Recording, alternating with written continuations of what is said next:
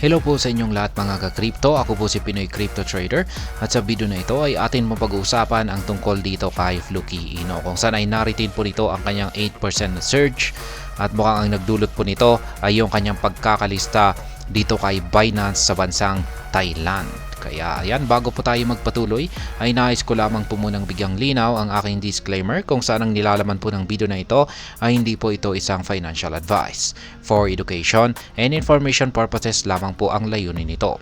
Maliban po dito ay nais ko na rin pong magbigay babala na wala pong kahit anumang group chat ang Pinoy Crypto Trader.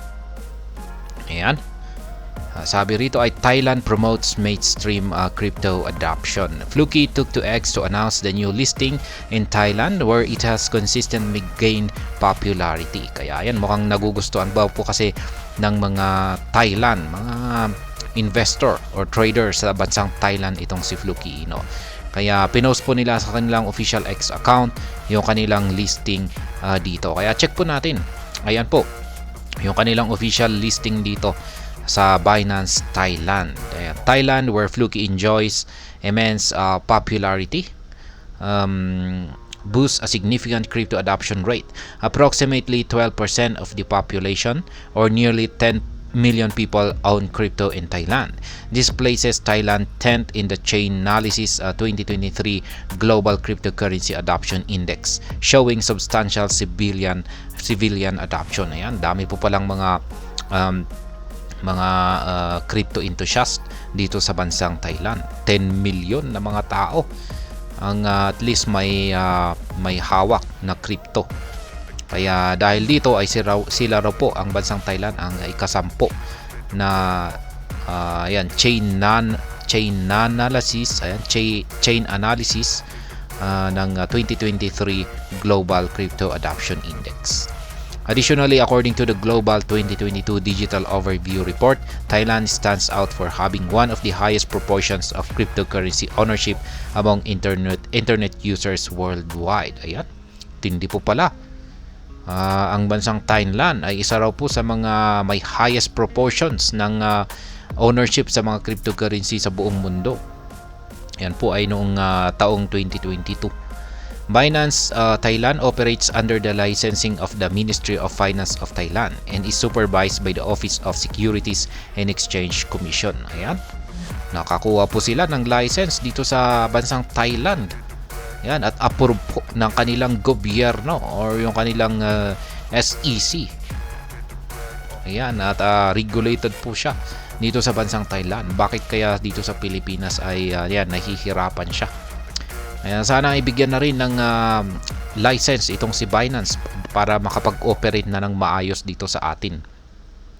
This listing will significantly enhance accessibility to Fluky in Thailand and help accelerate its vision of being the world's most known and most used cryptocurrency. Kaya yan na nga, kakaroon po ng exposure itong si Fluky Ino sa bansang Thailand. At syempre, 10 million na katao po yan. Ay malamang ay baka magugustuhan nila itong si Fluky Ino at bibili po sila. At yan na nga, nakikita natin po rito sa kanyang performance dito kay CoinMarketCap na yung kanyang performance nitong nakalipas na 24 oras ay umangat po ng 14.29%. Ang kanyang 7-day performance naman ay umangat ng 30.91%. Check naman po natin yung kanyang market cap at saka trading volume. Ayan, umangat po ng 14.32% ang kanyang market cap at trading volume naman ay 75.28%. Kaya tumataas po yung kanyang market price. Malamang ay yung nagdulot po ng isang matinding impact rito ay yung kanyang pagkakalista dito kay Binance sa bansang Thailand.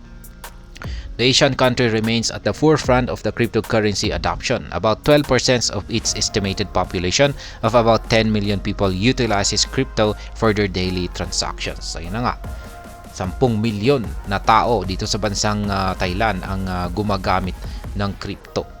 Thailand ranked 10th, underscoring its achievement in terms of mainstream adoption of digital asset. Kaya yan, pasok po sila sa top 10 bilang ayan, kung saan ay marami po sa kanila kasi ang gumagamit or may inadapt po nila ang paggamit ng mga digital assets.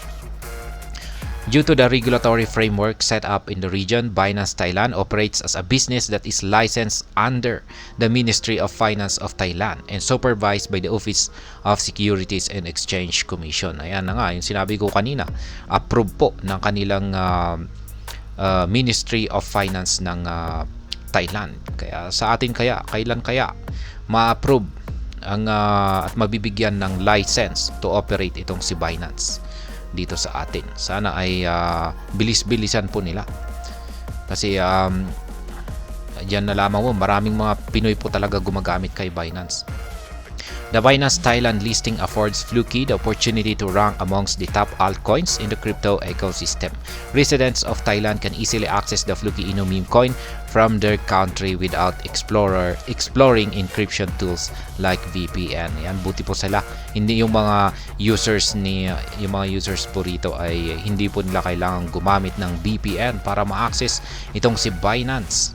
Kasi allowed po sila. Ayan, may license po kasi ang Binance Thailand.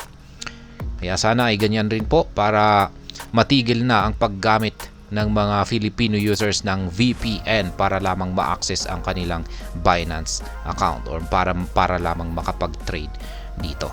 Pero ayan po ulit, maganda pong development ito para kay Fluky Ino, ang kanyang pagkakalista dito kay Binance sa bansang Thailand, kung saan ay mukhang ito po yung nagdudulot ng kanyang bullish momentum para ito ay magpatuloy sa kanyang pag-angat sa presyo.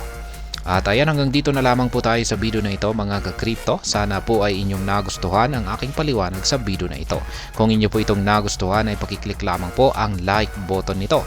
Para naman po sa mga bago lamang dito, kayo po ay aking inaanyayahan para mag-subscribe. Pakiclick na rin po ang bell icon nito dahil ito po ang siya magsisilbing notification nito sa mga bago kong videos na akin pong ina-upload sa aking YouTube channel na ito.